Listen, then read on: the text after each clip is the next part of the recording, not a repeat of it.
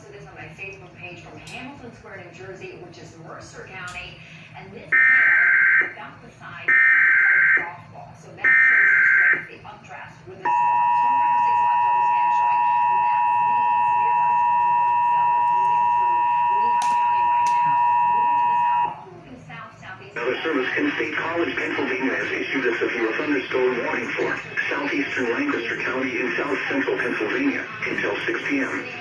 At 4:59 p.m., a severe thunderstorm was located over Wakefield and is nearly stationary. Hazard, 60 miles per hour wind gusts and quarter-size hail. Source, radar indicated. Impact, hail damage to vehicles is expected. Expect wind damage to trees, roofs, and siding. Locations impacted include Wakefield, Kirkwood, and Little Britain. For your protection, move to an interior room on the lowest floor of a building. Torrential rainfall is occurring with this storm and may lead to flash flooding. Do not drive your vehicle through roadways.